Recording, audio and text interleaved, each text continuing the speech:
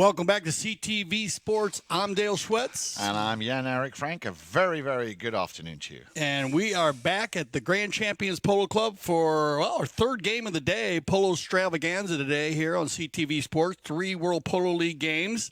And so join us at 4 p.m. for the final World Polo League game.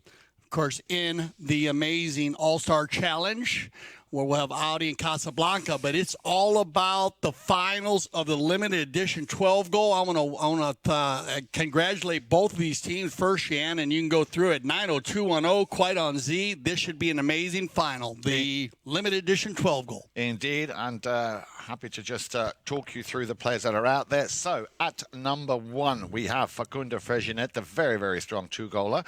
At number 2, always a pleasure to see him out there playing on 4 goals, Roberto Zeda. At number 3 in the yellow helmet, just to make it easy for you, Cable Magnus. And one of my favorites, Dale, you know I love watching him, the 5-goaler Geronimo Obregon, playing the back position. Quite on Z, led, of course, by the young lady from Brazil, Alessia Zeidler, coming in at -1.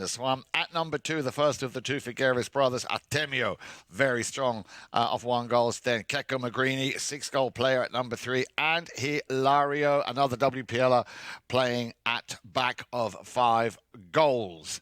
So, limited edition 12-goal final, and we're only halfway through what has so far been a cracking day of Polo, Dale. We would like to once again congratulate Kaya Polo for making it through. Remember, by elimination. Elimination is the only way to get through. Kaya Polo taking on Travieso, beat them 17 goals to 11. And Alegria also took care of business, beating the Maltese Falcons by 10 goals to 7. Now, Dale, you know who's going to be playing against who. I know that we have one more match coming up this afternoon. Yes, sir. And the outcome of that game between Senfest and La Ernita will be... Yeah, that'll be actually tomorrow with Senfest and La Ernita. And they'll play, the winner of that will play against Calle. Right. And to Alegria, they're sitting back. They're going to be scouting the Audi Casablanca team. You don't want to miss that at 4 p.m. today, as we've been talking about it, Double G against the Cobra. And we had the opportunity to see Mark today. He said the team was ready to go. And I haven't seen Grant, but I'm sure his team is ready also. And so make sure you tune in at 4 p.m., but it's all about the 12 goal here. Now, remember, these two teams met during regulation play. And actually, Jan-Eric Frank called it that game. And it was 90210 against Quite on Z. It was 13-9 in that game. 90210, they actually pulled out the win by 4 goals. So we'll see what the situation is today, though, because you forget about everything now. It's all about the show. Once Correct. you make it to the finals, you're in the show. And when you make it to the show, you got to go. You know, just let it go. And don't worry about any other game. No, but let me just ask you, because I love that when you say that, Dale. What was that with the putt for dough and show for dough? There was an expression you always have. You got to drive for show and putt for dough. I like that one. Yeah, and you got to make them goals. So we've seen a lot of goals today. I got to tell you, in the World Polo League, the field conditions at the Grand Champions Polo Club have been outstanding. 10 in the first game, 17, 28 goals scored between 2 teams. In the second game, 17 goals scored. That is a tremendous amount of goals by both teams, all 4 teams. And that just shows you just how high-tech, high level these polo fields are at the Grand Champions Polo Club. We've had a lot of people texting into us, sending us messages, Jan, telling us, wow. And so we're looking forward to this limited edition 12-goal. One of my favorite leagues, a 12-goal league. It's a league where the younger players like Cable Magnus, Facundo Frezinet, Alessia, Artemio, they can show how they're raising their level, and then you get these young 5- and 6-goal players, Keko Magrini, Hilario Figueres, Geronimo Obregon, Roberto Zeda. It shows you how they were going to the next level to go from 5 to 7 and control their teams, making the penalties, and I just love the 12-goal league. So this is going to be a great match here. Looks like the conditions today are perfect. We're going to start out with a quick penalty, though. Obregon. Geronimo with the open goal penalty 2. And, yeah, As you said, just pointing out here, Laura Figueres, he'll be playing a doubleheader today, so getting a little warm up here in the 12 goal. But Geronimo's going to get the first goal today on the open goal penalty, too. And he's been strong on the penalty line. Very strong indeed, and as I say, always a pleasure to watch Geronimo Obregon, of course, of the Obregon dynasty, play here at Grand Champions Polo Club. So, clouds moving in. I think we're going to be okay for the, well, let's hope so, for the rest of the afternoon. Ball is back in play. So 9-0-2-1-0, getting off to a very good start with that man playing at number 4. And just to remind you, of course, that 9-0-2-1-0, they are in the green and white shirts and Quite Onzi in the white jerseys. So 2 quick penalties here in the beginning of the game. Only 30 seconds in. Actually, yeah, just 30 seconds. And so they got to be careful here. Obregon is very strong. It does not need to be an open goal for Geronimo. He can shoot from center. They are not playing the 2-point conversion in the 12 goals, so nothing from center, only in the World Pole League. And also we are only using the triggers here in the finals. So if the umpires need the triggers, they can use the studio. They will not be using the challenge system. Here comes Geronimo with the penalty 4, 60-yard shot. Just out to the right or to the left, depending on how you're looking at. We get a very good view here, of course, from the drone, one of the best drone pilots in the business out there, of course, bringing you all the action here on CTV Sports.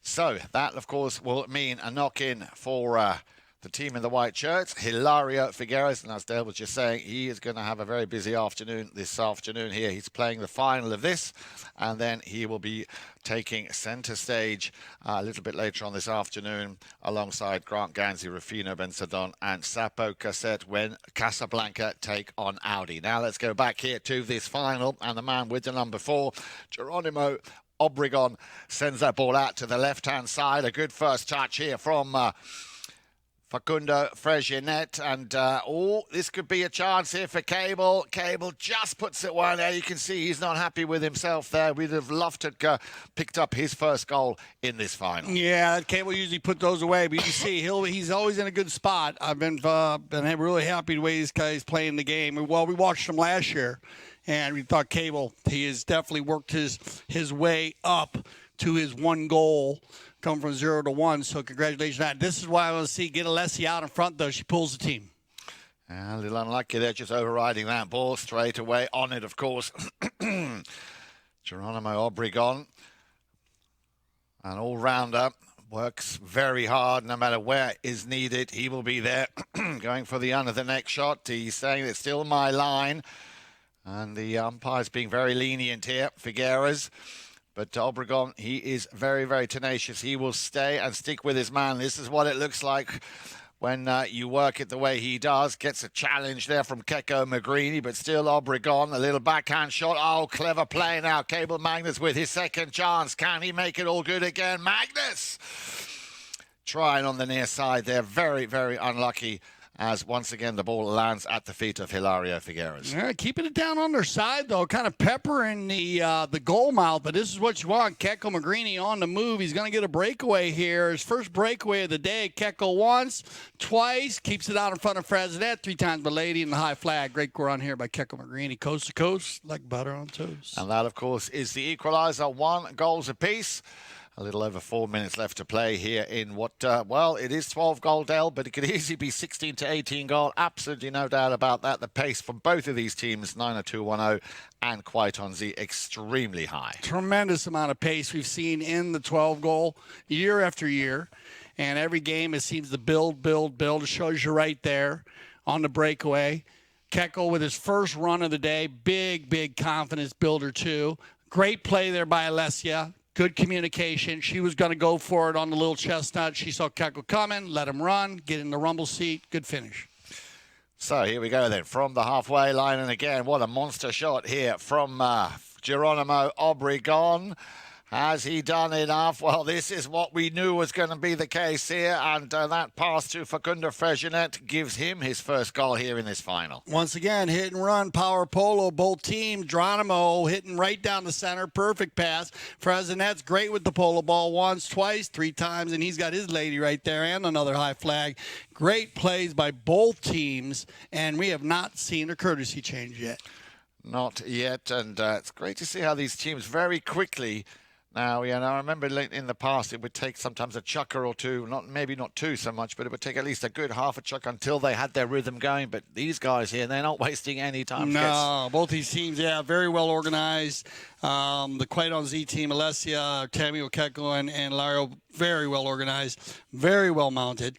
902-0. Shout out to Sarah Siegel-Magnus, who is in the finals of the Women's Open. Congratulations. Congratulations. Big congratulations as she's beating the grand champions, Work the Ride program team. But congratulations to them. And so being filled in by Facundo Frezinet. And so that pushed them. They were a 10-goal team with Sarah. They're a 12-goal team now. So that's why you have 2 12-goal teams. Good shot here of Cable. And with Geronimo and Zetas. And again, very well, just top organizations. So 2:55 on the clock. Here is that first courtesy change. Very nice shot there of Cable. Magnus just getting a few words of advice as to how it's going to be. Looks like Jesse Bray, all day Jesse Bray there, and Kaku. Yeah. Juan Cruz Marcos. So doing a little coaching, keeping the boys lined out. And they'll get them back on the field here after our courtesy change. 2:55 on the clock. And quick goals. Should be a high-scoring game. As I said, their last game, 902-0, staying on track, 13 goals. 9 goals scored by the Quaidon Z team. And, not in a very clean game. Both of these teams, that's one thing about them. You don't stay that they're going to try to keep each one of them off the penalty line, as they both have great shooters. So we'll see what happens. I'd like to see Artemio get going for Quaidon Z. And out the back side here, we are going to get a whistle. Greeny says, hey, I got time, but we'll see. Let's take a look at this. That ball's going to come straight down the center. Out the back side. And he gets a little piece of it. Zeta there. And we've seen the game of inches played all day today. And we've seen some really quick little line changes in the World Polo League during our All-Star Challenge. And if that ball gets all the way out there, that little change gives Zeta a lesser angle. If that ball goes straight out the back, I believe Keck goes on his way for another goal. But they're going to get the opportunity here, so another penalty 4. And looks like they're going to pass. They're going to go ahead, and he's going to be overgone again. Ooh, on the open goal penalty 3, actually, and just wide. And didn't get a little help from the pony there. No. She looked like she got a little antsy on him. And so just wide. Look at this. Quaidon Z will dodge a bullet. It's going to be Lario. Figueres gets things underway. Back in with a knock in from the back line. Nicely done. Looks for, finds Keko Magrini. Magrini will change direction, take it out to the left-hand side. Still Magrini. Very good oversight there. Finding the other of the two Figueres is this time Artemio. Artemio on the halfway line. Needs to shake off Cable Magnus. Nice play. Very nice play indeed. And again, easy pickings there for the umpires. And like I said early on, you want to get Artemio in the game here, and this is what they do. They get Artemio the ball. He leaves this one perfectly for Bergrini, and they're going to catch Frazinet coming from left to right over the top. They're actually going to call Zeta, I apologize, number 2 in the green coming from left to right. And now it'll be you're going to move this ball down for sure for a 60. We'll see what they decide there. Now, you got to get Roberto in there a little earlier, establishing himself. But I like the idea, and this is where Artemio, we talked about him being above his years on the polo field. He's very, very, very comfortable, very schooled up. I mean, he is confident. And you see how he takes that ball to the inside. He actually, I don't know if he was called off that ball, but he left it perfectly from Magrini. And then he gets the penalty shot, or Magrini gets the breakaway play. So it's a no-lose situation here for Quite on Z. Opportunity to get the equalizer, and they're going to pass the stick right back to Artemio.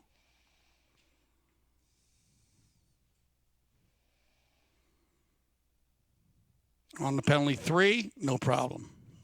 That's how you get it done. So Artemio Figueres, he'll be happy with that. And that, of course, is the equaliser. 2 goals apiece. Let's have a look at the clock. Just shy of 2 minutes, beg your pardon, to play in, well, Dale, forgive me for saying so, another cracking first chukker. You got it. I mean, this is going to be a good one. I was looking forward to it when we were looking over the games today. Remember, we did switch the games up a little bit based on maybe some weather coming in tomorrow. So that's why you're having your 4 games. And here comes Artemio. Steals it. Gets a hook there from Obregon. Obregon will chase this. Obregon, good first touch. He's got to be careful. He's got traffic coming in from the right-hand side. Obregon, a little flick of the wrist, and that is how you get it done. Yeah, that's good polo.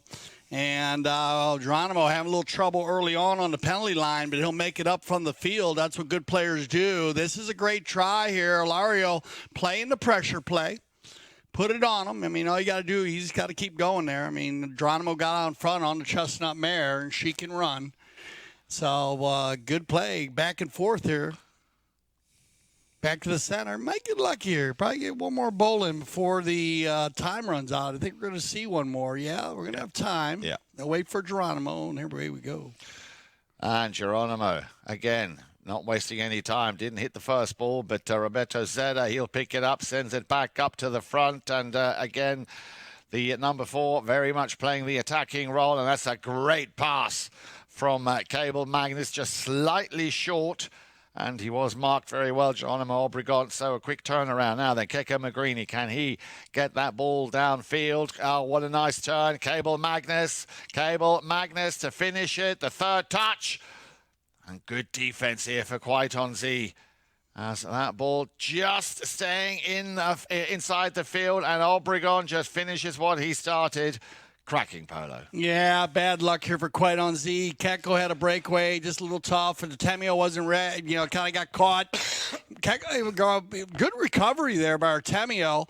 And then, Keko, he was off to the races there. That ball coming around, flipped back inside, right off, and then the flip shot by Geronimo. Strong play on the inside. That'll end our first chukker play. All right, we'll get them on some fresh horses. This is going to be a good one. Stay with us.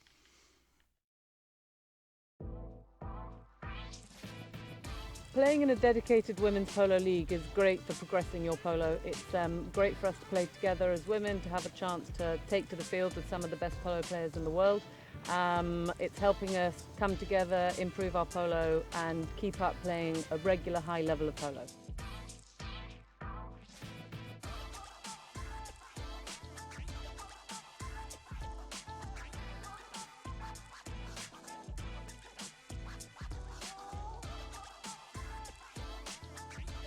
Like, I'm learning so much. I am shadowing some of the best women players in the sport, and it's just been an incredible journey, really.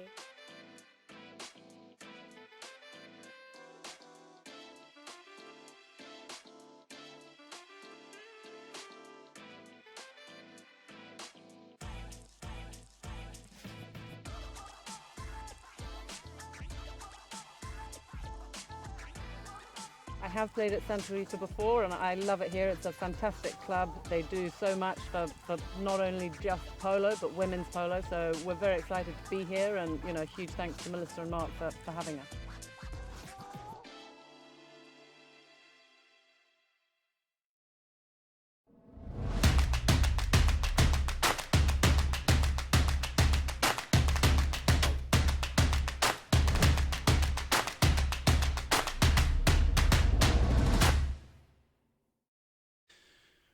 Welcome back to our second chukker of the 2024 limited edition 12 goal. And Jan Erik Frank, what a start. What an absolutely amazing start. It's very much been in line and in keeping with the WPL games that we've seen so far today. 9-0-2-1-0 Polo picking up 4 goals. Obregon with a hat-trick, a penalty 2 and 2 goals out of regular play. Facundo Freginet also picking up his first goal. And for Quite on Z, we had Artemio Figueres picking up a penalty 3 and Keke Magrini also 1 out of regular play. We come back now then to field number 5 here at Grand Champions Polo Club as it's 4 goals to 2 in favour of 9-0-2-1-0. I mean, I don't want to call this an omen, but the last game these guys play, guess what the score was at the end of the first chukker? 4-2. You got it. So we'll see what happens here. See if they can switch it up. But the last time they played, 9-0-2-0, had them 4-2 here at the beginning. But I got a feeling this is going to be a different game. We'll see. Here we go, Cable. Cable on the ball there, trying to just control it and put it through. Well, let's see. Let's see if you're right, Dale. Yeah, it gets around the Bay Pony, man, and they get it moving on. That's what they need to do. Try to keep the pressure on this Quite on Z team. These, you get in these games like this, Jan, where it's really they're so tight, the teams, that if you have you can have that 2 or 3 goal lead all the time. You just breathe a little easier. Yeah. It's always a little tougher when you're coming from behind. So and like I said, both these teams mounted so well. And so you just want to keep that little edge. And as I said, both of them will work for that the whole game. And if it's controlling the ball or playing the open style, but here you go, you get another goal right there. And so after some tough plays to start the second chukker, 9-0-2-1-0, and it looks like Frezinet. And he's been fun to watch this year, I got to say. I've enjoyed watching Facundo play at 2 goals. I think we're going to see a lot of him in the future. Yeah, well, I think we're going to see a lot of guys. I think everybody, and like you said, across the board, they've been all right. We're going to get a timeout, stop the clock here. 3 goal difference, little tack time, and we'll make sure Alessia's Zeiler has her. Looks like Ilario checking her stirrup leather there. So we'll get her lined out. And we'll get back to the action.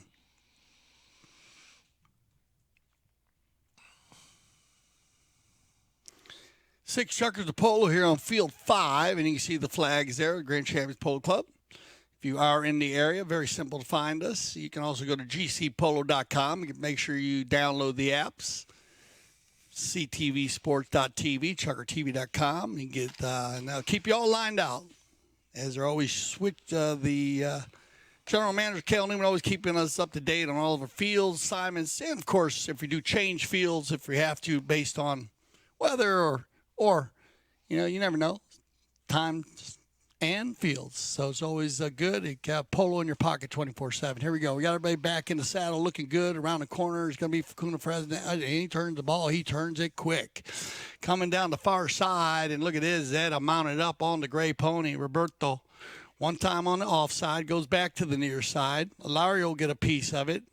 Frezinet trying to move it down the field, and he actually does in front of Magrini. Will that ball stay on the field and just off to the right side? And Quite on Z will dodge another bullet here because the 9-0-2-1-0 was on the move. Yeah, very unlucky. They just ran out of space there. I was hoping he might just get to a little under the next shot. Just a little bit too steep, that ball. But as you said, Quite on Z dodging a bullet. Here we go then. Hilario Figueres with a knock-in for Quite on Z. And, well, Dale, they need to start rolling up their sleeves a little bit because the way this 9-0-2-1-0 Polo team are playing, if they continue to do what they did in the first chukker and also at the beginning of the second, it's going to be a tall order for Quite on Z. Yeah, it's bad luck here. Leslie was out in front. Good positioning. That ball's going to go out of bounds, though. So we're going to change of possession. The cop on the pitch.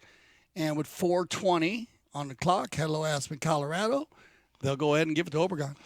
Geronimo Finding a little bit of space to work. Nobody coming in for the challenge. He's making it look so easy. Obregon slightly overcooked it. Yeah, he wanted to go and finish what he'd started, even though Cable Magnus was there completely unmarked. But, of course, when you've got that kind of speed going, you want to finish the deal. I like him changing it up here because, you know, Geronimo's going to hit the big ball, and he's going to use Frezinet. He's going to use he's going to use Cable and Roberto. So I like him bringing it in here, changing it up, making them come to him. It's a good move because now they're going to have to rotate somebody to Geronimo, and that should open up somebody else. So good captain play there. On the move again, Keiko Magrini. And appealing there, gets a whistle. Nice little gentle touch there from Geronimo Obregon. I don't know if you saw that. Here we go. Let's watch that play again. Pick up here by Magrini, trying to get around Frezinet, and he'll hustle you all day. Ride off coming there, and then we get a whistle on the play. They'll slow it down. Yeah, and Geronimo giving Artemio a little tap on the helmet there. They're all very good friends, but big competitors. They'll take us to our second courtesy change of the day with 3:29 on the clock. 3-goal difference. And first Chukker, a lot of offense. That always knocks on the door that you're probably going to get a defensive Chukker coming. Both teams, and you can see the coaching going on. As I said, we have Juan Cruz Marcos down in the tent there of Jesse Bray of the 90210 team, at least ones we can see. Good shot there of Artemio. I'm sure Nacho is down in the Quite on Z tent. He usually is down there doing some coaching also. A lot of coaches, big part of the game these days. Trainers and coaches as the sport of polo develops year by year, growing every year. 6th season of the World Polo League.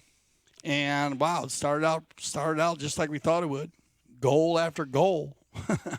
Man, it's going to be fun. And like I said, we got one more for you this afternoon, 4 p.m.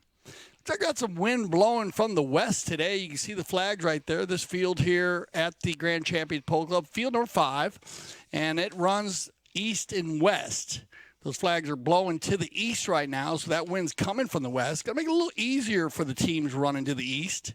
And that could be a big difference here. And looks like they're moving this afternoon game to field 2. So it shouldn't be a big deal in our final game today if that wind keeps blowing from the west. It'll be blowing across the field on field 2. And field 2 right now, whoa, it's going to be fast. It's going to be fast. Speaking of field 2, that'll be the same field that we will be having our 4th and final game of the first round. Well, the important round. La Irinita will be taking on Senfest tomorrow. That'll be our featured game of the week. So make sure you either tune in or you come and join us tomorrow afternoon, our featured game of the week. And that'll be the last, if you will, semi-final of the 8 teams. And then we will know who is going to be in the 2 semi-finals. And, of course, just to remind everybody, the final of the All-Star Challenge will be coming up on your screens on the 25th of February. A great shot here by Lario Figueres. He gets the 60-yard penalty 4, down by 3, puts him within 2. Great shot, dead center. And that's his first penalty 4 of the day. That's a huge shot for Quite on Z. Nice long drive. Now then, can he get round the outside? Nice little challenge left behind for Hilario. Fakes the backhand, pumps it, and sends it out to the left-hand side. He's found Keiko Magrini with a lot of space to run that ball and get it at least up and over that halfway line. Still Magrini. There's the drive. Looking for his number 2, brother Artemio Figueres, intercepted by Geronimo. Geronimo, Obregon. Great stick work here from the 5-goaler. And not quite sure what he was trying to do there. I think he was trying to lay that one up for Facundo Frezinet, trying to play it outside of the defender. Intercepted quickly now by Keiko Magrini. Magrini takes it out to the boards. And I do like the way Artemio is taking on Geronimo. We'll be working all day on him. It's going to be a tough day, a long day for Artemio, but he'll keep it going. As I said, Artemio and Frezinet at 1 and 2 goals, they work a lot, not just on the offensive side of the ball, but on the defense. Open backhand. as he found Freixenet. Can he keep it in play? Again, a little bit too steep, that ball. It just goes over the back line. Yeah, good pace. Very good pace. And that'll take a little, slow it down a little bit here, and it's perfect timing here. They'll go and stop the clock, but it's going to give the Quiet on Z team an opportunity. It looks like they're looking for a set play here. I can see, you see Artemio coming in there to talk to Keko. Keko gives him a little bit of a cue, and Hilario's going to find Magrini. And Magrini's working it, a little under the next shot. Nicely done. And a great pickup here by the very talented Artemio Figueres. Now, can he get around the outside of Cable Magnus? Great defense, a good ride off there by the one goaler, Cable Magnus. Turned around, picked up. We're down to the last 40 seconds of play here in Chukker number 2. Once again, with the number 1, Facundo Freixenet. Tees up that ball very nicely here for Cable Magnus. Cable with a cut shot to goal. And intercepted one more time here by Hilario Figueres. Last few seconds remaining. Hilario, well, I'm sure they would love to pick up a lastminute.com goal if they could. Nicely taken for Alessia Zeidler. The last few seconds are running down. Unlucky, she was in the perfect place there, Dale. But well done. I mean, that's good. It's a good way to end this Chukker, to get Alessia involved, because she took it forward here now. They got to play the clock. And they might get lucky here. And I think they are. Yeah, time's going to run out. But great to see Alessia now. They got her in front there. And I like Hilario's play. He takes it out of the goal mouth at full speed and turns the corner no problem using Alessia. And you saw how Obregon had to commit to her. Stays on the near side. Doesn't get their second shot the way she wants, but at least in the game, we're going to have a good one here. We're going to get them all on some fresh ponies here, and we'll be right back for our third Chukker of the 2024 Limited District 12 Goal Final.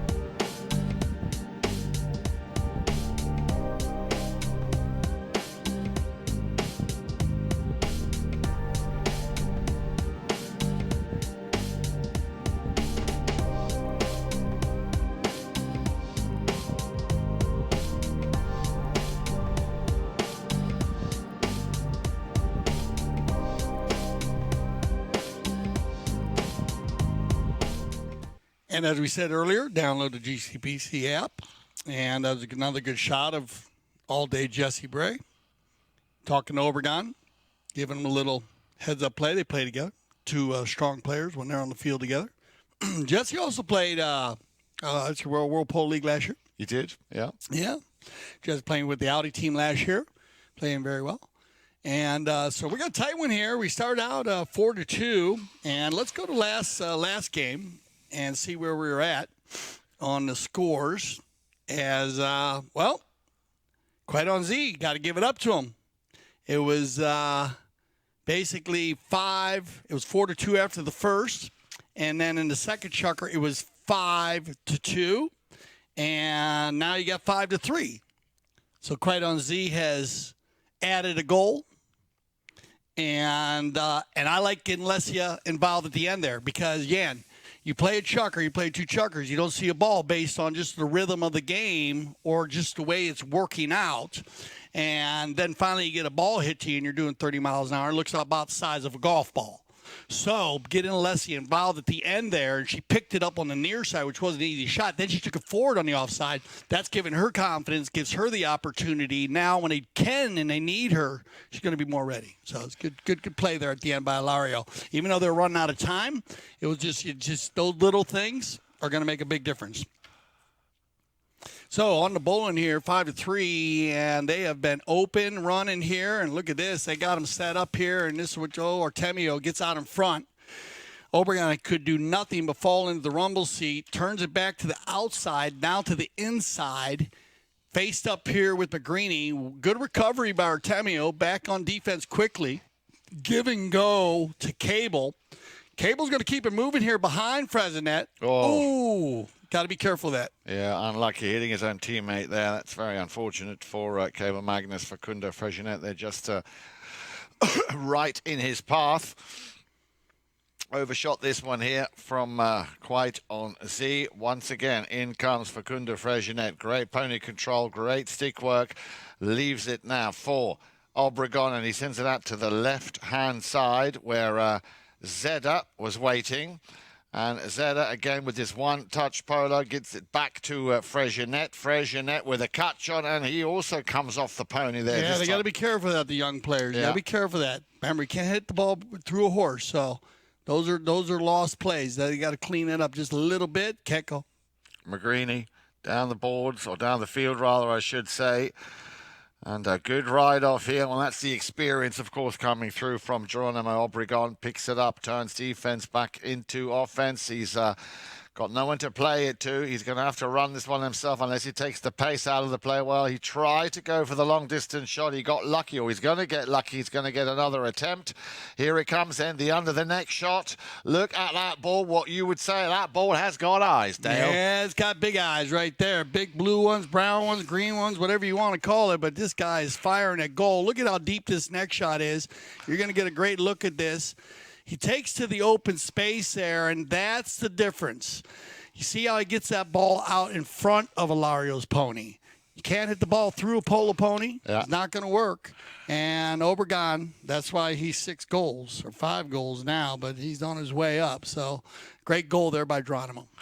Indeed it is, and that is goal number 4 for Senor Obregon. And with that, it is 6 goals to 3 for 90210. We are, of course, in the third Chukker. Just broken the 5-minute barrier, coming up to 4:50 left to play here in the first half. Quite on Z, showing signs that they need to get a tighter grip on the attacking play of 90210, who, and I have to be fair and honest in saying this, at the moment are controlling this game, this final, for themselves. Yeah, they're doing a good job, and they've had a couple bad bounces, and but this has been the difference here. Quaidonzi needs to rotate around. Geronimo's been by himself, and he's taking the ball, and he's using that to his benefit. But, hey, that happens sometimes. Fresinet, Facundo going for the tail shot, and a good finish there. That just shows you the talent in this young player. Not an easy play. He loses control. Watch Geronimo. Now he's got time. He lays it down in there. Bad luck there for Kekel. Watch his play, though. It comes to the right, and he loses control here. Stay calm. Finish on the tail.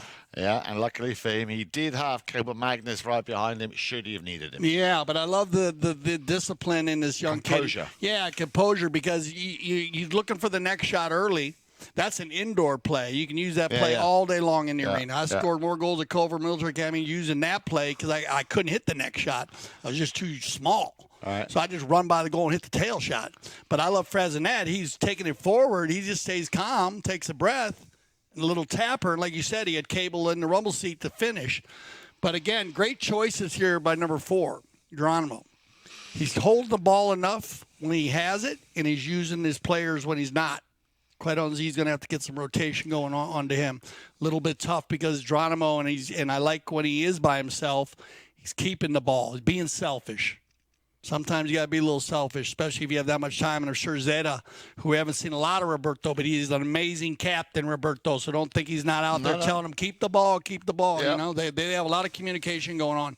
So, but we're good. There's a lot of pole left here, 4-goal difference. But you said, I mean, the courtesy change, 3:51 left here in the third.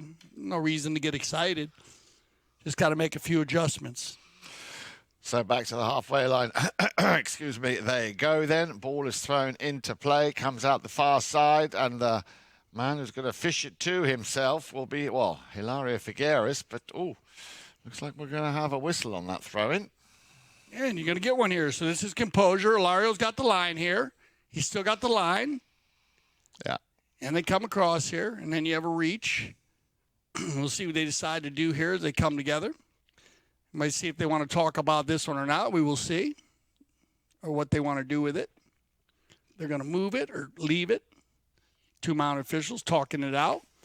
A lot of different plays could happen here. You could drop that ball center spot. You can move it down to the 4. They'll check the field.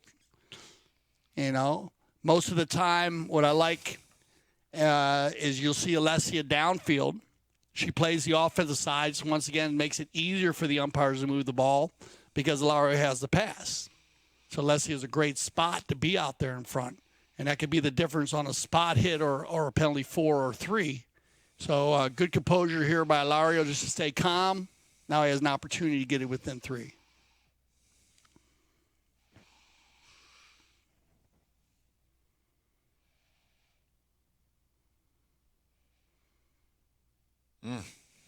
Hitting it well. Just a little bit off, a little tick off there, but a nice hit. Nice shot, nice swing. Just off to the side, so now 90210 will dodge a bullet. Yeah, a little unlucky or lucky, depending on who you are, of course, supporting. And that means a knock-in for 90210, taken quickly by Geronimo Obregon. Obregon sends it out to the left-hand side. And that's where Facundo Freginet will pick it up. Magnus will get underneath this one. And I've noticed, Dale, every time he hits the ball, he hits them as straight as an arrow. Very, very good in his follow-through. Very, very disciplined. Very disciplined. And he's worked very hard at playing the game. Of course, the organization, as his father loved the game pool also. Very well mounted, and he's been disciplined on working. Got a great team of pros around him. And, yeah, it's been fun. Like I said, we watched him excel last year. So I'm really looking forward to him trying to go to the next level and try to get that 2-goal status here, in the next couple of years. On the knock-in. And that pass coming from Hilario. Again, he was looking for Seidler. She got herself in the right position. Hilario will put the pressure on once again, sends it out to the left-hand side. Now then, 1, 2, 3, 4, not even touches, and Keko Magrini picks up a very, very important goal here for Kwaitonzi. Once again, Keko, he scored in the first Chukker. He hasn't scored since. He hasn't had an opportunity. They've been very busy, but this is a great give and go by the two, the highest-rated players on the field, Hilario to Keko, and then Keko perfect with the polo ball. He's going to take that one in, and that's a huge goal, Jan, right now, especially in the timing here. If they can get a couple here, just 1 or 2 just to go into halftime, regroup a little bit, kind of change up a few things, meet with our coaches, get ready to rock and roll. On the bowling, Hilario. Turned around now and controlled now by Facundo. Freginet will control. Got everybody going forward. Yeah, and that's another nice little cut shot pass there from Freginet. He was looking for his number 2, Zedar. Still Freginet, a little under the next shot to get it cleared. Straight away, Hilario Figueres comes to take it. Now avoids the pickpocketing, if you will. There is a little bit of a slice on that shot. Zeidler is up at the front, as is Keko Magrini. Alessia. Yeah, Alessia Zeidler. Here we go then. Lucky. Now Artemio. And they're lining out better. Filling the gap, so he does a lot, Freginet. He gets in there wearing the 1, but a rotation. You're getting full rotation here from 90210, so they're rotating around. This is going to be an opportunity now for Keko. He might keep this ball, run with it. He's going on a give and go, looking for Artemio. That's a nice pass. Artemio's going to take one shot. I like this shot. It might go. Ooh, I like the thought process. as he was working the clock there, maybe had an opportunity to take it a little bit further, but, nice shot on goal, just off to the side. And we're going to check the halftime stats here, but I'd like to finish here by the Quite On Z team, as 90210 is going to keep their lead, but a lot of polos still left to play here. 3 Chukkers left, so we'll send them off so they can go ahead and get organized with their coaches, work out a few plays and see what their strategy will be for the second half. As he said, we'll go ahead and get on our first half stats.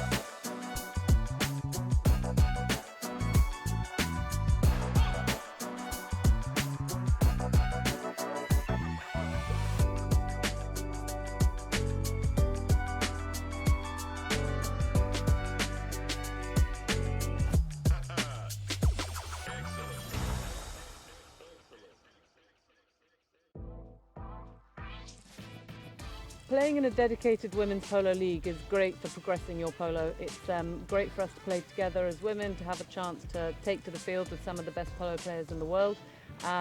It's helping us come together, improve our polo and keep up playing a regular high level of polo.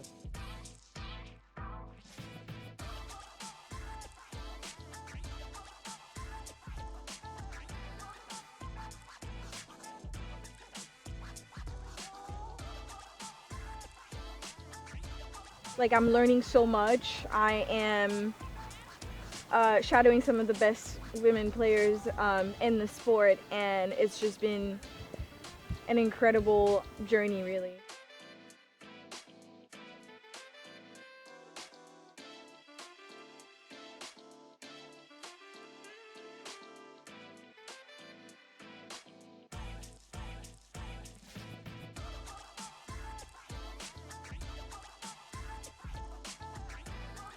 I have played at Santa Rita before and I love it here. It's a fantastic club. They do so much for not only just polo but women's polo, so we're very excited to be here, and huge thanks to Melissa and Mark for having us.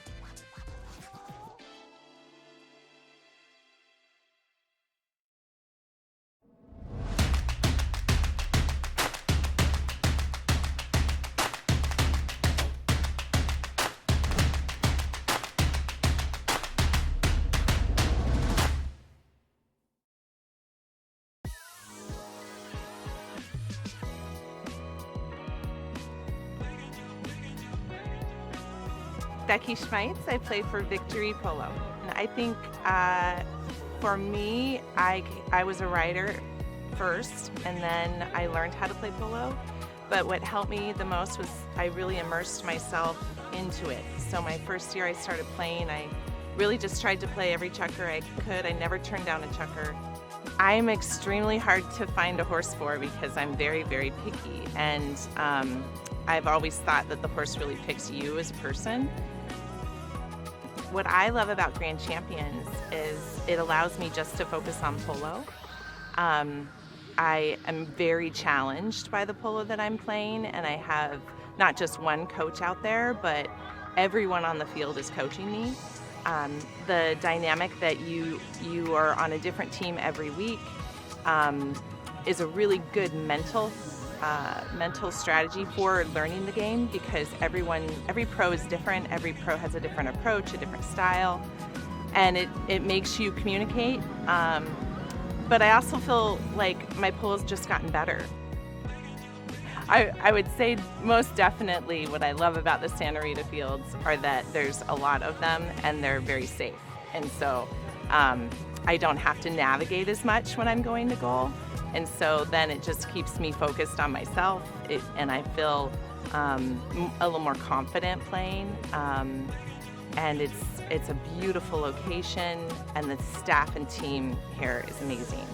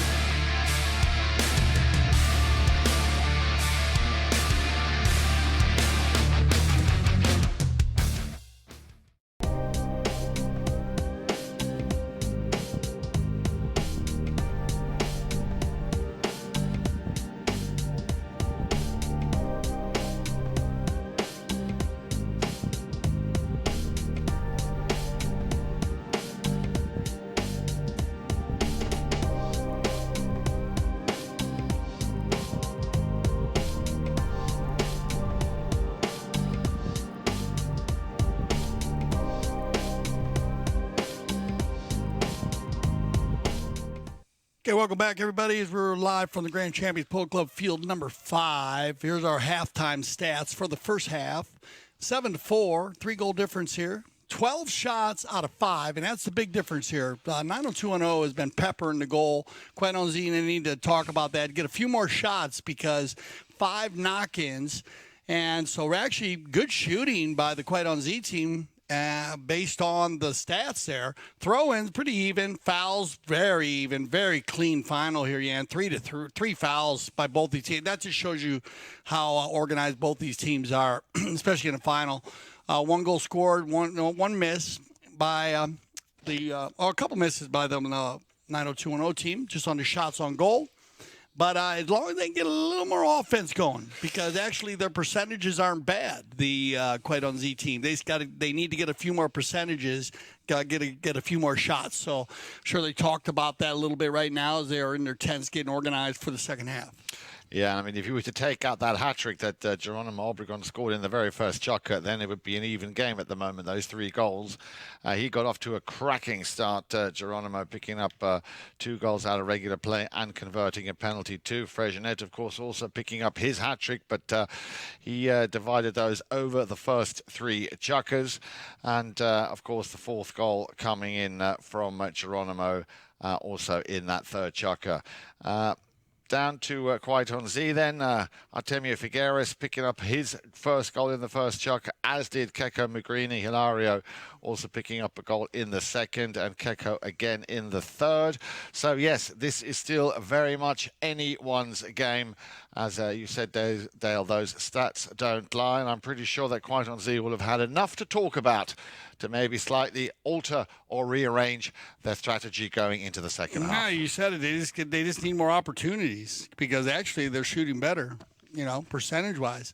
The 90210, we talked about it. They did a great job. Geronimo did a good job holding the ball when he needed to hold it, scoring goals. He's the highest scorer right now with 4 goals. Out of everybody, 2-3 from the field, 1 from the penalty line, and but if you look at Quite On Z, they mixed it up well with Artemio with 1, Keko 2, and Lario just missed the 4, just off to the side, made 1, missed 1, so not bad shooting there. So they're in this, second half play. We'll see how they line it back out. Very, very. Happy to see and loving to see 12-goal polo and only 6 fouls and 3 fouls per team. That's good polo. Well, not only that, but it also goes to show you that the polo school is doing a very good job in educating and bringing up these kids through the ranks, and understanding the rules. It really is amazing to see that. You look at the games and you see that the game, them being that concerned and that organized to play at this speed and pace and only 6 fouls. I mean, that's just really just applause to both teams. Great organization based on whatever scores out there. That's really good polls. Here we go. We are going to start the second half. We're live from Field 5, Grand Canyon Polo Club. Remember, stay with us this afternoon, 4 p.m. We'll have our final of the day as we have our polo extravaganza today on CTV Sports. 3 games in the 2024 World Polo League All-Star Challenge. And we were talking about it. Congratulations to Calle Polo and Alegria. Calle taking Travieso 17-11, and Alegria 10-7 over Maltese Falcons. And we were talking about the going to the semis. And basically, Alegria will be, I'm sure they'll be camped out over there on Field 2, taking stats, watching the Audi Casablanca game. They'll be playing the winner. And we saw the Lionita team. They were in here getting ready for tomorrow. So Gonzalito and Pablo and Camacho were having a little team meeting. We're not going to tell you what they were talking about. We're not allowed to talk there. No. But they're ready to go. So that'll be going on tomorrow at 4 p.m. Here we go. Second half action, 7-4. And straight away with the number 2 here, Roberto Zeta, for 90210, trying to get the next attacking play underway. And look at that. This is how you get through a defense. Now then, a little under the neck shot is what's needed. There it comes out. Very unlucky by Facundo Freginet, trying everything in his power just to get that ball just in that very, very tight angle. On the move now then, quite on Z. A little bit unfortunate there for Keko Magrini, but he's got the support, and that's good backing up there from Hilario Figueres. He's on the boards. He's got to get past Roberto Zeda. And Zeda just biding his time. Now, remember, you don't want to get done for negative play, or delay of game, I should say. As once again, quite on Z, nicely turned. Keko Magrini leaves it now for Hilario. Hilario might pass it back to him. No, he wants to take it into midfield. Now then, a little bit of a spin on that play. Alessia needs to make some room, and that is how you get it done when your name is Hilario Figueres. Oh, man, I hate to say this to see what happens here, but check this out. I'm not sure if Hilario hit it with his hand or if he fouls before, but keep an eye on this play. He goes to the inside here. Then he comes back from the right to the left, and, they're going to call that Alessia didn't get out of the way. And, no, a good job there by Hilario. He actually did not hit it with his hand. Wow, great stick work. Oh, man, what a view there. Just bad luck. Alessia was trying to move out. I think Hilario was trying to keep it to the right, and Alessia just didn't have time. I mean, it was tough. But I like the thought process here for Quaidan Z coming out with the control play. You notice Hilario and Keko, they're working closer together. We'll see how it works. So let's see if we can see more of that. And let's see if we can get another chance with a run on goal. Geronimo Obregon, we have another whistle. That'll stop the clock at 5:14. And this ball gets picked up here by Zeta. Roberto having a little trouble, slows it down. Takes it back to the inside. Doesn't get complete control there. Flipped back by Keko. And then we get a whistle. And here's going to work in favor here. Quite on Z. They're going to move this one. Remember that gray area, 20 yards from the center, either side. And it's going to get moved to the 60. So a great opportunity here early in the second half for Quite on Z. And this is where I love where Alessia is positioned. See, you got her downfield, and now they're going to go to a 3. We were talking about in the first half how they line it up and keep her out front there. So that gives them the opportunity now to put Artemio back on the line instead of having to hit the 60.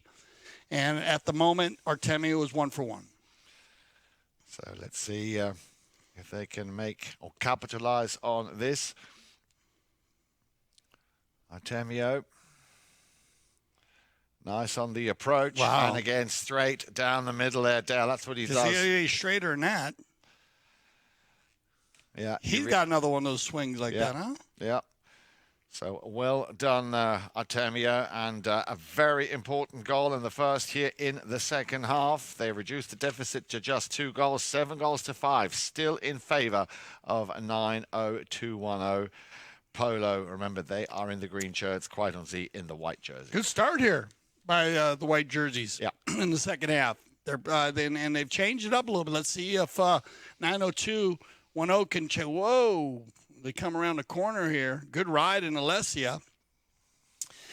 But we'll see what they decide. But a great riding by Alessia Zeiler here. She's on a little chest down the mirror. Watch them all come around the corner here. And Geronimo's going to hit the ball forward here. And then they come together. And it looked like everybody just had their heads down. So this is maybe they'll talk about this one. See if they decide to do is maybe we can take another look at it as they're talking about it. And it's just kind of a tricky play. You got two players riding together. You got Alessia just kind of stuck.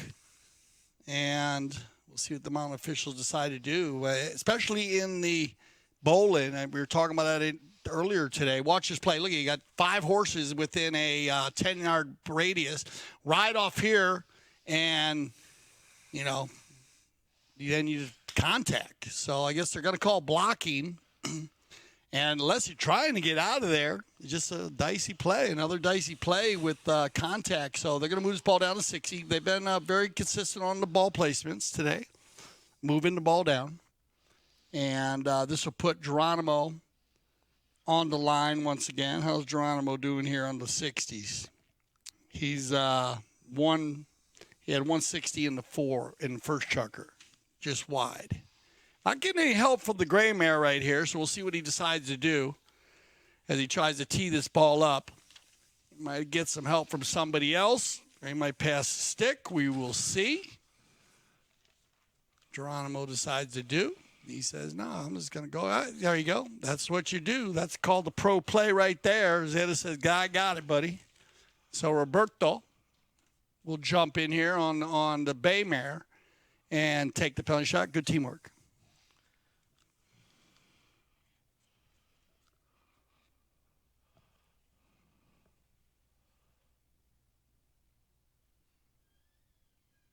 Look at that. Oh, nicely done. A little bit of luck, but the goal is a goal. Lay it down in there, see what happens. So Roberto Zeta, and that was a very good call there by Geronimo to let him take it over. Yeah, good teamwork, Like I said, Geronimo's the gray mare just ready to go a little bit. And I'm sure we're going to see a good run out of him now. Get ready. She's ready to go. So he said, come on. And but well done. Roberto stepping up there. Great play. Hitting it on the ground, but through the hole, and this is what you want. You want to get Geronimo going forward on the gray mare, but he's going to get caught here on the right-of-way violation. That ball is going to come out at a 45-degree angle, giving a lesser angle to Kwaitonzi. So we will have a penalty 5A from the spot.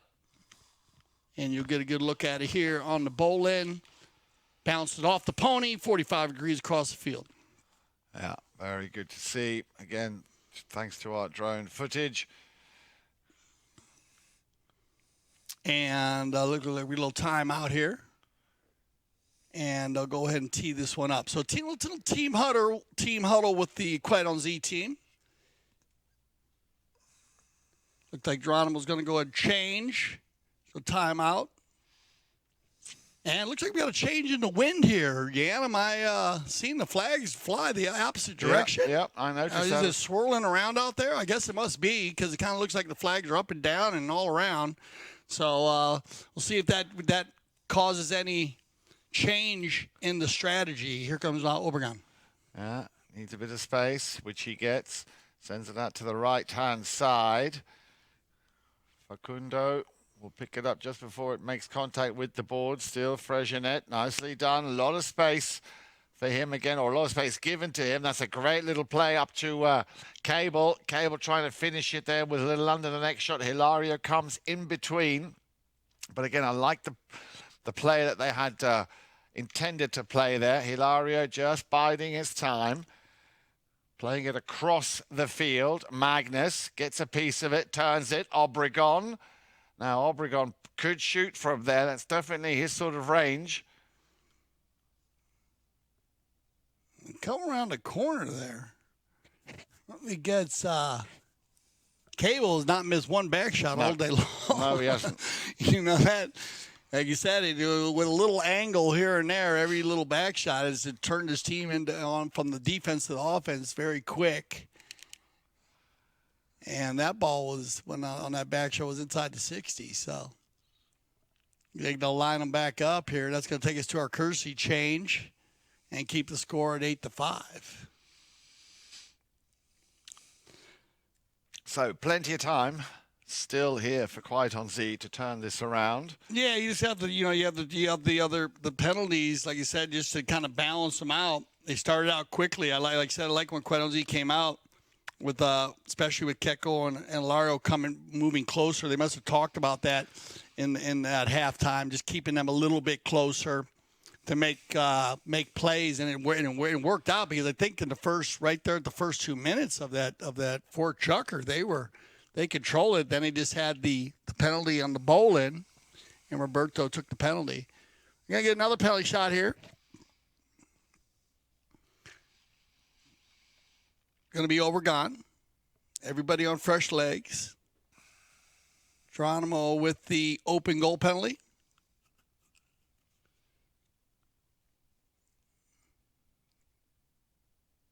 No, going to be 60.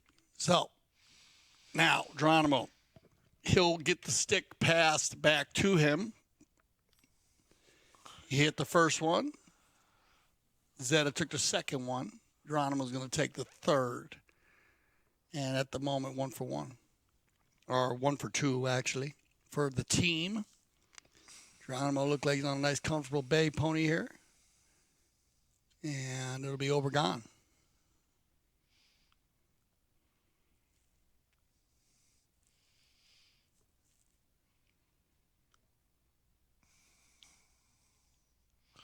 Ooh, big hit. High, but slightly wide. So, again, Kwaiton Z dodging a bullet. Let's see what Keko Magrini and Hilario Figueres have up their sleeve. Looks like a set play coming up here. Knock-in taken by Hilario. Plays it out to the right-hand side. Alessia going up. Hilario working that ball a little bit further. Wants to get it to the halfway line. Frejinet coming in for a challenge. But great pony and stick work here by Hilario Figueres. Stolen. And there comes the ride-off. With the number 4, Geronimo. Has to now allow some space here for Kwaiton Z to play out, left behind by Keko Magrini for Hilario. Hilario, did that come off Cable's pony? I'm not sure. Either way, he won't mind. Geronimo Obregon. He will take it further downfield. He's going to run this one himself, Dale. Obregon. He left it for Facundo. Facundo, he's in shooting range. Sorry, no, that's a bit too far out for shooting range. He was on the halfway line. I thought he was on the 60 there. Goes for the big ball here. Like you said, both going back and forth. Both teams working very well, actually, with the passing here. No goals being scored, but as I said, the pass and the rotation really working well. This fifth Chukker is going to be a fun one to watch. Let's see if Kwaiton Z can get one here. Get it within 2. Alessia out in front. Going near side here. Well done. Alessia stays on the near side. Clean. Artemio, he's got time. Ooh, maybe a little bit too far up on the inside. And that's good non-call. He hit that ball past Frezinet. Zeta. So good play there by Zeta. Push Artemio wide, and it's going to be Facundo. Frezinet, he's got time. Keeping the ball controlled here. Facundo looking to go down the center. Nobody home. Turn around by Lario. Get a little help there from Artemio. And Lario will work the corner, and we're going to be under a minute here in the fourth. Lario, big ball by Figueres. He's got Alessia Zeiler out in front, coming in from left to right here. Alessia's got time. He's going to take her time. Goes for the stroke, just a little bit off. And that's going to run out. It's going to go ahead and roll over the end line. So will they get another knock in here or that end of Chukker? I think he'll probably see 902-0, probably control the clock here. Yeah, and you're going to see that. Good captain play here. Start the fifth Chukker with a knock in. When we return, 902-0 will have possession on the knock in. And so stay with us. I'm looking forward to this fifth Chukker. We'll be right back. Playing in a dedicated women's polo league is great for progressing your polo. It's great for us to play together as women, to have a chance to take to the field with some of the best polo players in the world. It's helping us come together, improve our polo, and keep up playing a regular high level of polo.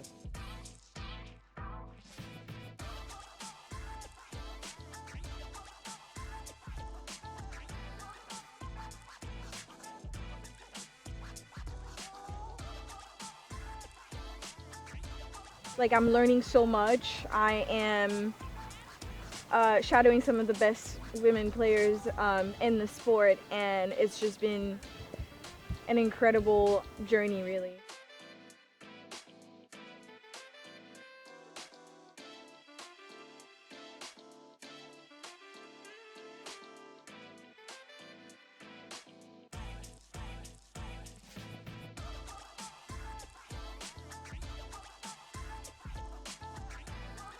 I have played at Santa Rita before, and I love it here. It's a fantastic club. They do so much for not only just polo, but women's polo. So we're very excited to be here, and huge thanks to Melissa and Mark for having us.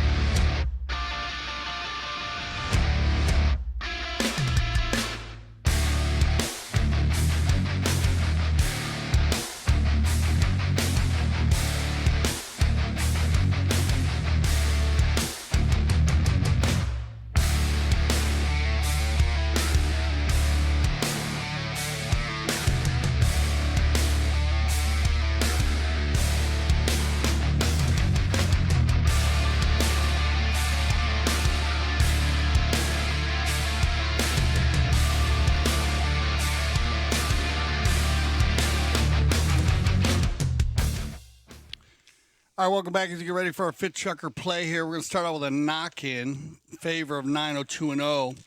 Remember, these two teams met in the during the league play when they were getting, fighting to get here to the finals in the limited edition 12 goal 2024.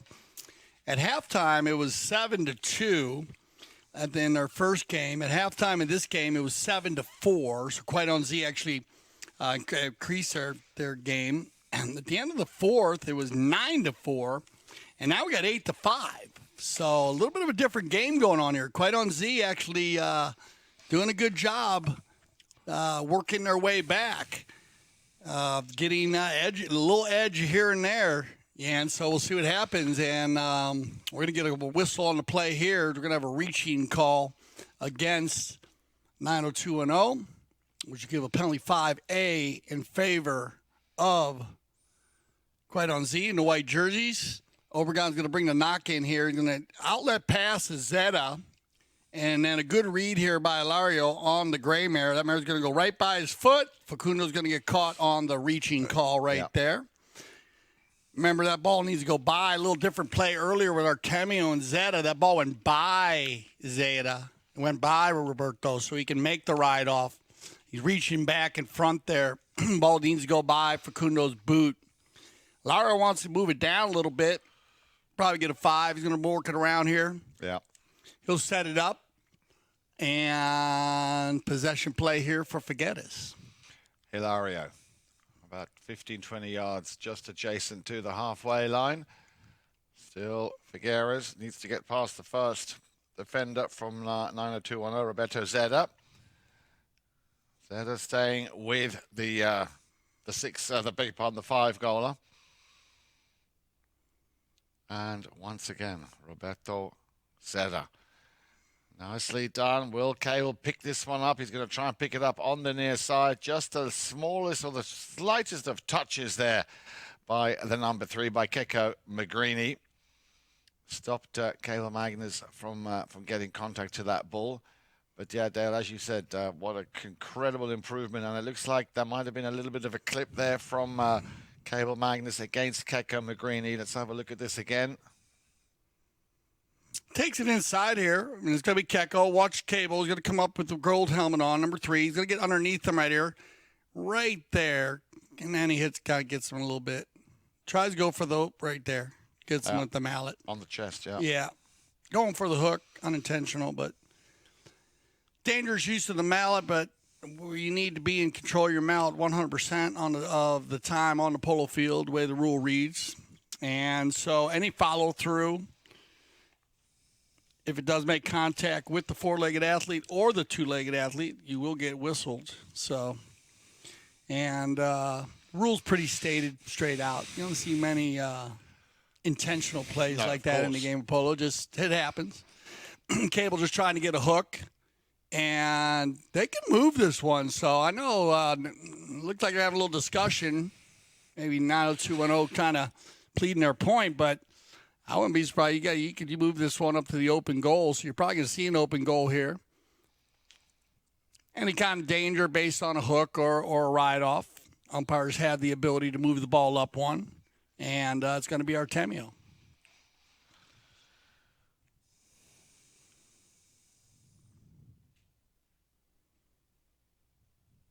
Artemio's been 100% today. Well done, buddy. 3 in a row. He's going to get the open goal penalty 2 now. So he's got 2. He's got a 3 and 2 2s. And that is huge in the final. Look at this, 2-goal difference.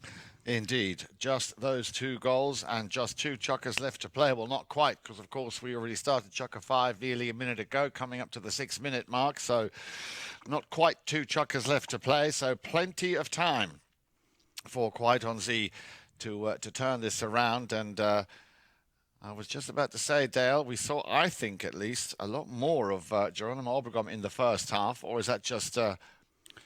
Well, I think this the game plan here for Kwaitonzi was stellar. They did a good job at halftime. They're controlling the ball more. They're keeping the ball to themselves. They're not giving the ball away. Keko's taking it, keep it like this. Ilario's keeping it. You know, they're playing a different style game, and it's working out for them. And it's taking 90210 out of their rhythm. So we'll see if they can get back to their hit-and-run style. Here we go. 2 players coming together here. Keko takes the ball down, and then he comes together with Geronimo. But that's a little dicey there because it looked like the one player's coming from right to left. The other player's coming from left to right. They're going to talk about this one. It looked kind of like Geronimo's coming by, so we'll see what they decide. This is a good one to talk about. Anytime you see contact with 2 players, you know, which player is actually causing the danger. And that's what they'll go ahead and talk out right now. Like you said, Magrini had control of the ball. He actually hit it down there. A player checks down in the game pole. Does give the opportunity for a player to ride in front, as long as the player does not deviate. I don't know, maybe we can run that one back and take a look at it, see what they think. Let me get a look at it on the main screen here just to check. Yeah, to me, it also looked a little bit like he came across ever so slightly. He didn't intend to, Geronimo Obregon, but by doing so, just ever so slightly clipped him. It all depends. You could have the opposite direction too. You see what they see what they decide. You could have one player coming from the left to the right, 2 players coming together. You might get a bowl in. Kind of a hard play to, look at, especially when you're live action. You know, you could have Magrini coming a little bit from right to left and behind. True. So I like the bowling here, believe it or not, because it's just a kind of like two players trying to gather position. It was, and even when we're on the video here watching, is Geronimo coming over a little bit, or is Keko coming over a little bit? Yeah. And to me, it looked like they're both coming over. Looked like Geronimo came a little bit and Keko, so I like the bowling. I think they made a good decision here on the bowling. So even Steven on the bowling, Geronimo, and comes off whistle on the play there, yeah. And his bad luck, Artemio, trying to get to to a spot, and bad luck, kind of come off his pony. That's a tough one. Another one. Here's a timing play. You got to play guy hit the ball, and Artemio kind of moving. If Artemio's standing still, and the ball hits him, then you'll have a different play. Yeah. So they're gonna have to move this one down. So here we go. In the fifth Chukker. Getting a little dicey, but yeah, you figure you see that. And like I said, Kwaitonzi has come out with a very good game plan for the second half. Yep. They've definitely changed the way the 90210 team played their first three Chukkers. They've taken them out of their rhythm a little bit.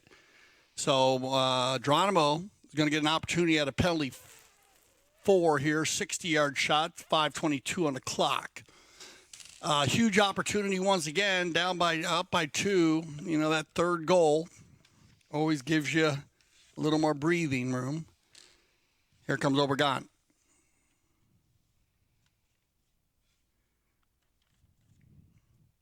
Geronimo he hasn't made a 60 today yet. Let's see if he can get one.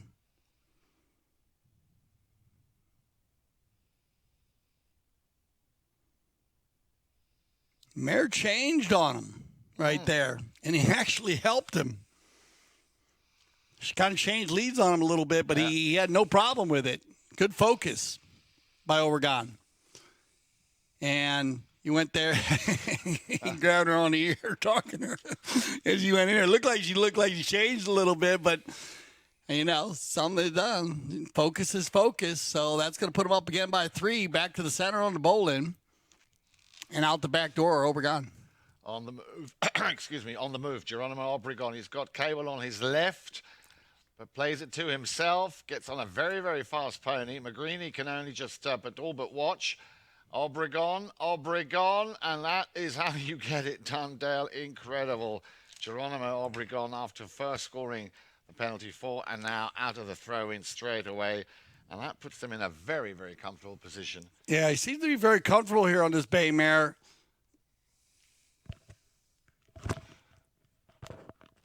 Gets a lot done on her. I mean, he enjoyed hitting the penalty shot on her. She looks very comfortable. She is very fast.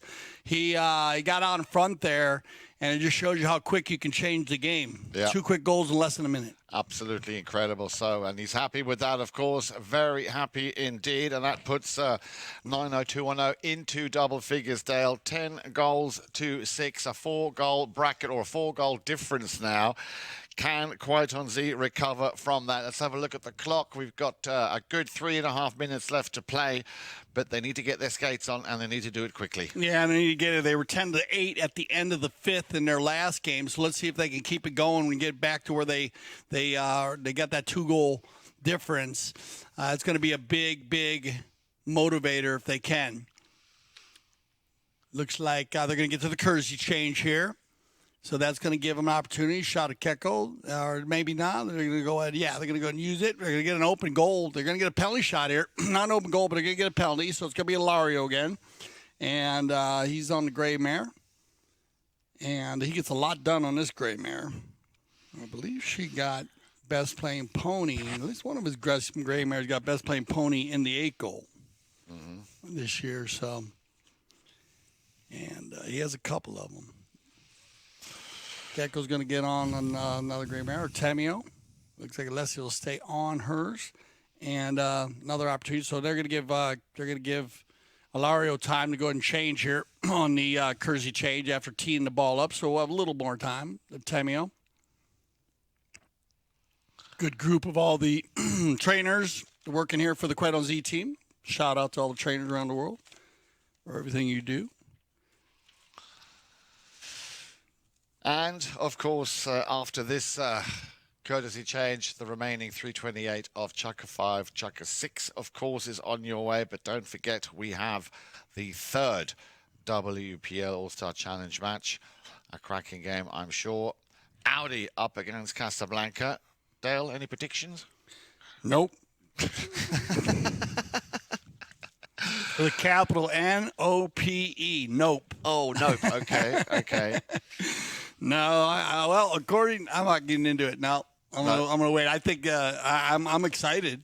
So am I. It's gonna be a great way to end the day. I know they're ready, and they've been waiting all day, anticipating this game. Here comes Lario. This is a opportunity here. Forget us with the 60-yarder. Great shot. Perfectly taken. Great shot. Yeah. Huge shot. I mean, that is a stellar, as you would say. Yeah, that's you needed that one, Lario. Well done. Down by 3 now, and with 3:25 left, and that was dead center. So he's feeling it right now, and his little brother is doing a great job on the short one. So they're on 100. Oh, they only missed 1-4 today. So 2 apiece so far here in Chukker number 5, but you don't want to watch him take the ball and run away with it. Geronimo Obregon, they need to now keep this momentum going. Possibly here, Magrini. Yeah, advantage given. The umpires allow play to continue. Magrini, the 2-3s there. Keko Magrini against Cable Magnus, beg your pardon. Back to Hilario. Little flick of the wrist. This is exactly what we want to see. Quite on Z in possession. In comes the challenge there from Obregon. Like battle of the gray mares. I was going to say just that exactly. And Obregon finds There's a bit a lot of space. of them out there. A little space on the boards, but you can see, and you might just get, penalised for that, riding into at a relatively 90-degree angle there. Look at this The again. ball comes across the field here, and Obregon's going to shut down a little bit. He drags it forward right here. As he shuts down, Lario just gets a little sideways. And he actually turns right there in front of him. The line's still going the other way. So, I mean, interesting play, but Yeah, a little bit. you know where the line was going, right?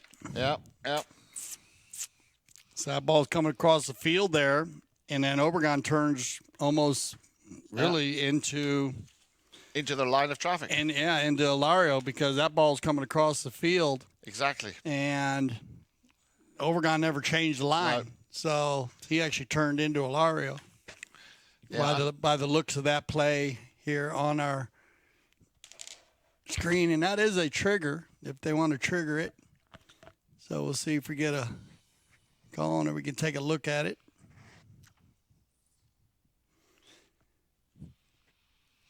Remember, the old line is always The one they take. you got it. So the boards doesn't change that. No. In the arena, a little different when you can't run through the boards, but on the boards here, you can jump it. So our IRO will be looking at that very, very carefully, I'm sure.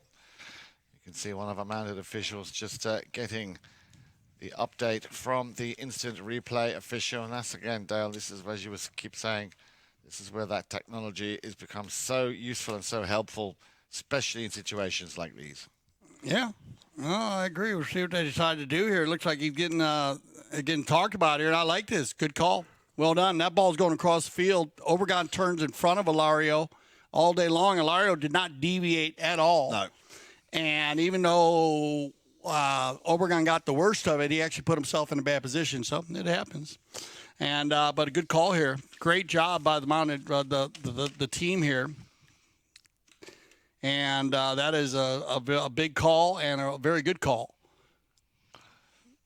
And we got a trigger on there. Remember, anytime you have two players come together on any type of hit, we're not using the challenge system here in the 12 goal, but a trigger on any kind of contact between two four-legged athletes, two two-legged athletes, sword fights, whatever. You need to break it down. That's a perfect one to break it down, because at first look, you got to foul on Hilario. After you break it down, you got to foul on Obregon. Absolutely. So, good job. Very good job. And they'll drop this one from the spot. They're going to bring it off the boards, of course. That ball is right against the board, but they'll bring it off the boards, and they'll tee this one up. You got Keko and Ilario, Tana and Artemio talking it out here. Alessia downfield, down by 3, 2:20 on the clock, big possession. Now then, will he go for the one hit? Based on his run up, you would think so. Let's see what he's got. Ilario. That is a big hit. Just got out to the right-hand side, but the ball is still in play. Straight away picked up by Geronimo Obregon, who will send it back downfield. A little over 2 minutes left to play here, but this is nice play here by Hilario. Possession, Magrini. Magrini needs to work it, get a little bit closer. He hammers one downfield. And has he found the number 2? Artemio just gets beaten there by Geronimo Obregon. Look at this play again on the boards. Still Geronimo Obregon.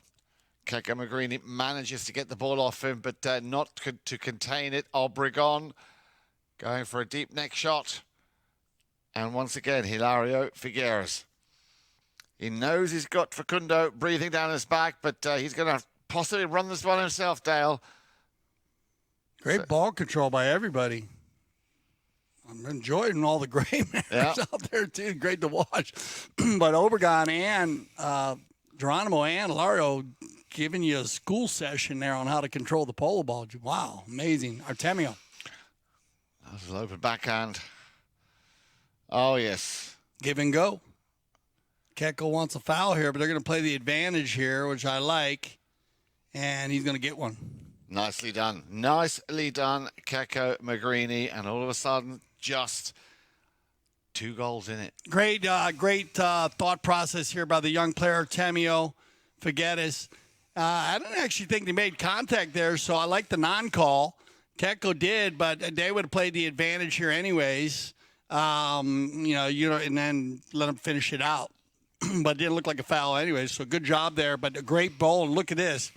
Can I bring you up to speed, Jan, Eric Frank? Please do. At the end of the 5th Chukker, the last time these two teams played, guess what the score was? 3 goals to 2. It was 10-8. No way. Yes, sir. So there you go. 10-8. Same situation we were in the first time they met. Let's see how it finishes. Stay with us. We'll be back for our 6th and final Chukker of the 2024 Limited Edition 12 Goal Final.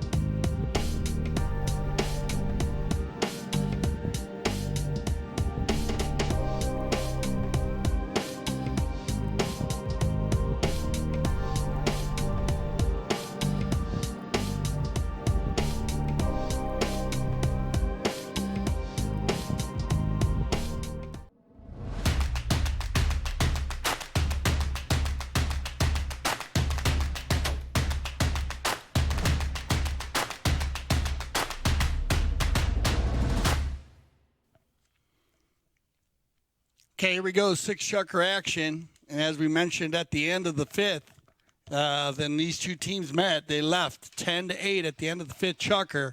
So anybody's match, who will take home the 2024 limited edition 12-goal final cup. And here we go. It's going to be Ilario. Excuse me, Figueres fakes the backhand. Deep inside or in front of his own doorstep there. No mistake, of course, now.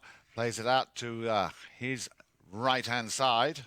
Our left on the screen, of course. Finally, Keke Magrini, hard ride-off and a very good challenge coming in from Obregon. Obregon will steal it.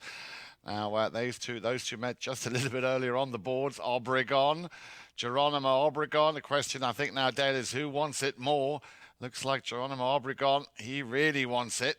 Leaves that one behind. Facundo Freginet. Facundo Freginet trying to dance the tango with the ball, and it just puts it wide. Wow. I was going to give love. Also, great job there by Facundo Freginet to take out the player behind Obregon to get to the next play, but stellar defense once again by the Quite On Z team. We've seen it by both of these teams. They will not give up. They work it all the way to the end. They got Alessia out in front here. That's what they want. Well done, Alessia, on the move. Oh, good first touch here from the young lady from Brazil. And short-lived as Obregon came back. Secretary of Defense. Still Obregon. Now then, Freginet will come in and try and clear and keep the path clear with Keke Magrini, who is coming in behind. Good team play once again here from 90210. Still Obregon, the under the neck shot, the near side. He's going to take it on the near side. Obregon, has he done enough? Oh, wow. I mean, this guy has got his head down, and he is bulldozing now. Wow. I mean, what a play here by Geronimo Obregon. It looked like Quite On Z was on the move with Alessia. She got a great pickup here. Obregon turns that thing down, drops his head, his shoulders, and watch Facundo Freginet says, you got it, buddy, inside. Great ball control. Horse just doing everything here for Obregon. Picks up the man near side 5 times in a row and gets the finish there, and they are pumped up. Yeah. Nicely done. 11 goals to 8. 5 minutes on the nose. Hilario on the halfway line. Remember, we're going to see him in the saddle again in about 20 minutes. Yeah, he's going to be warmed up, that's for sure. Nice long ball downfield. Keke Magrini, this would be the perfect quick response here and an answer with a quick goal. But can he get past the man with the number 2 in green, Roberto Zeda? Oh, and I think that went off Roberto's boot or leg, so going to stop the action here. I'm not sure if it went through the goal. I thought it might have went wide, but Keke was shooting at the goal, and I think it went off of Roberto. So we'll make sure he's okay here. Flags are blowing a little harder now, Jan, if you can see in the wind there. So the wind coming from the west, southwest again. Yep. So that's going to give Quite On Z a little bit of a advantage here. We'll make sure that Roberto's okay. Medic's always on the scene here, Grand Champions Polo Club.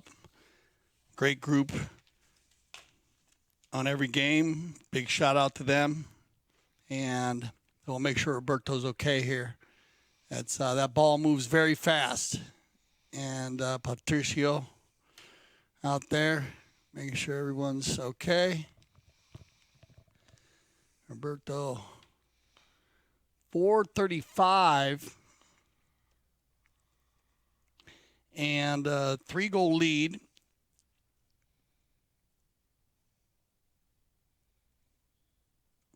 Seven goals on a day here for Obregon.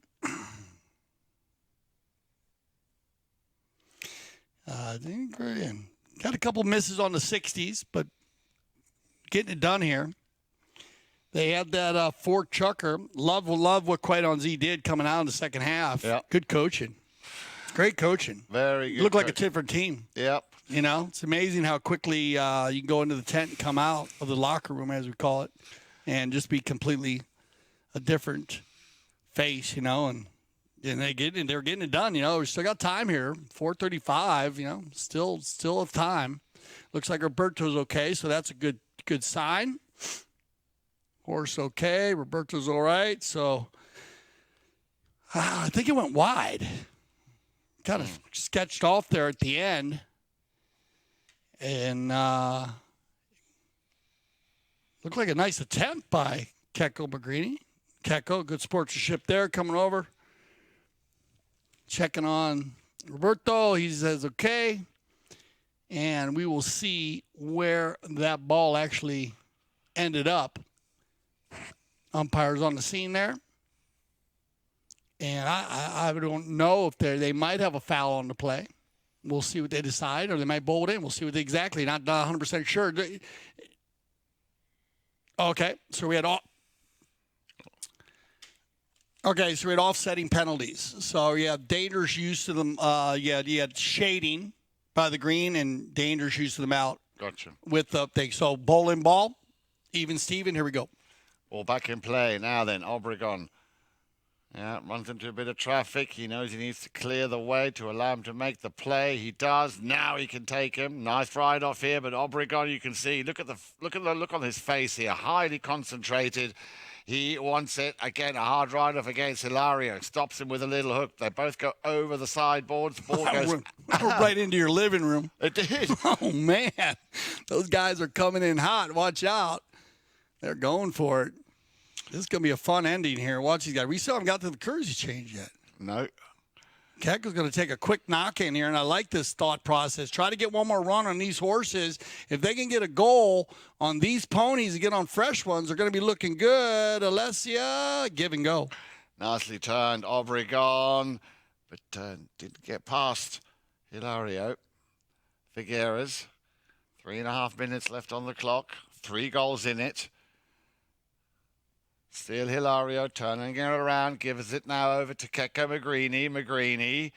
But you can see the boys in green here, 90210, sticking very closely to anything that has a white jersey on the near side, the backhand. Now, where did that ball go?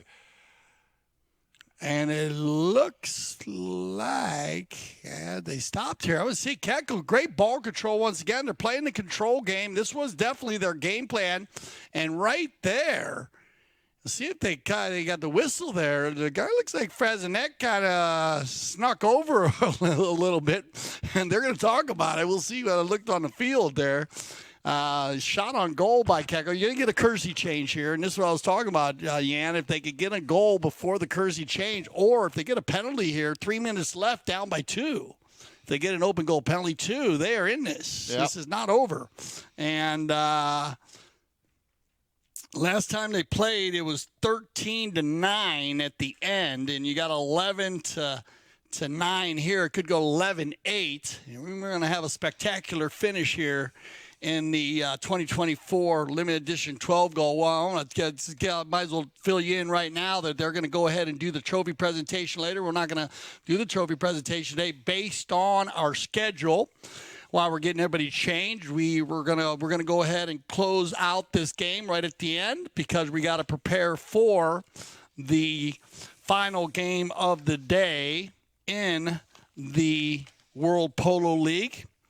The All-Star Challenge with Casablanca going up against Audi. We do apologize about that, but you will be able to. We'll go back and watch it. They'll go ahead and film that out on the outside. And so here we go.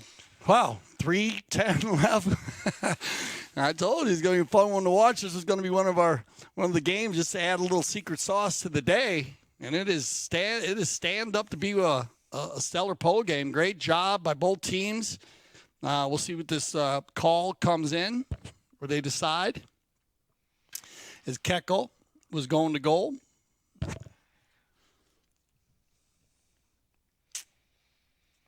And it looks like they're going to call. Oh, the penalty won. Oh. So, and a great call. Yeah. I got to go with it. If you're going to call the penalty, it's got to be a 1. Remember the penalty 1? Automatic goal. Automatic goal. Yep. Possession from the halfway line. And possession. And remember, basically the discrepancy is a foul to save a goal in the vicinity of the goal. And definitely Facundo Fresnet came from left to right. Yep. In front of Keko Magrini. Yeah. And inside 5 yards, but 15 will do it. 20 yards, or even inside the 30 anywhere. So a great call here. Again, great job by the the umpire crew today. Very I got good. to tell you. Yeah. You know, and using the triggers, very good job. And great job by our mounted officials on the field. Very, very good job. And so they'll go ahead and get a goal here. It's going to put them down by 2, and they're going to get possession. And they have over 3 minutes left to play.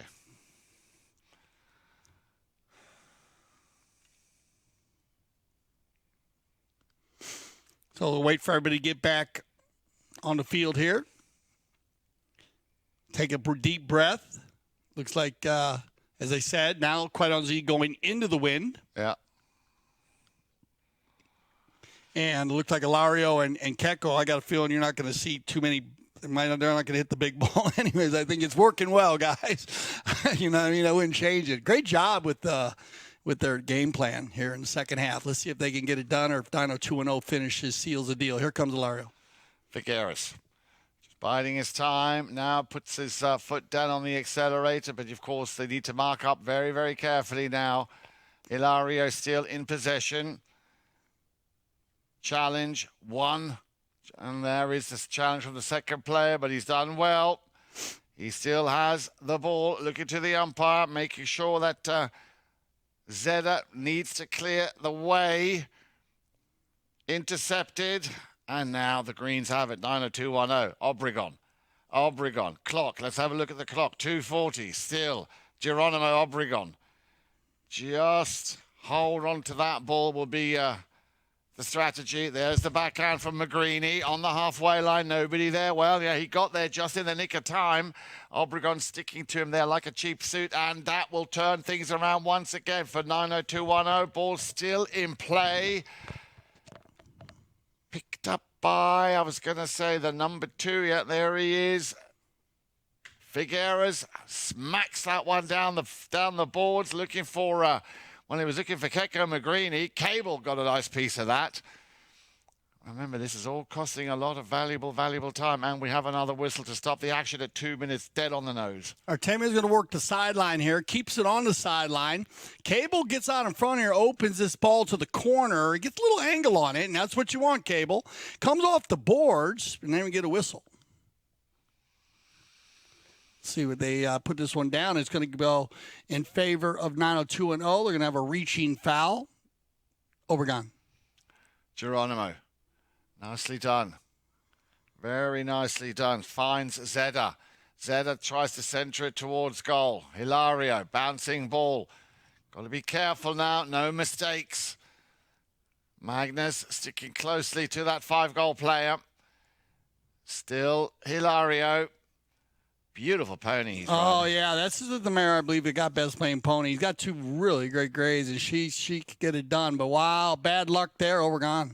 And Geronimo could seal the deal now. He's got nobody in front, looks over his shoulder. Geronimo Obregon keeps his composure, keeps his head down, and that's the full dozen for 90210. Yeah, just bad luck there, Lario. I like the thought process with Lario dropping his head in the gray mare, trying to get through. Just bad luck, broken play. We see a lot of this. Anytime you see a broken play with these good teams, you're going to see a goal scored. Geronimo jumping on the broken play, takes it down, and that's a huge goal. Geronimo Obregon picking up 9, I believe. 3, 4, 5, 6, 8 for Mr. Obregon, and we're back to the center here. That's going to take us in, and I might be able to finish Facundo. He's going to find Geronimo. They're going to get one more run, and we get a whistle on the player if they're going to play it out. And they're going to hold on here, I believe. But what a second half. That ball comes through the sideline and pounces off a pony right there.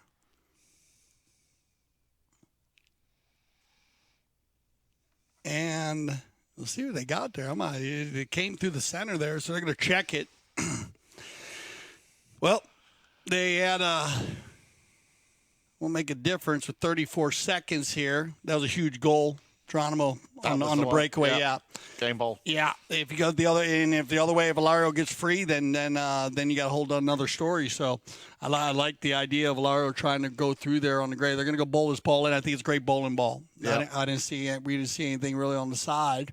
They'll bowl this ball in and play this 34 seconds out. And it looks like 90210 is going to hold on here.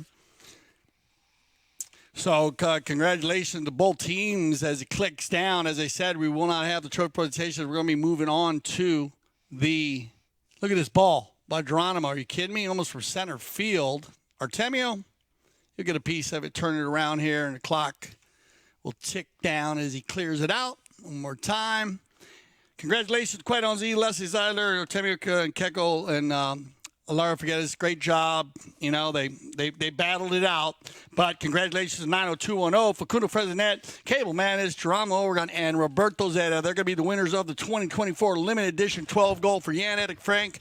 I'm Dale Schwetz. I speak for everyone at CTV Sports. I want to say thank you for making us the leaders of polo broadcasting. And always remember here at CTV Sports, we love the polo.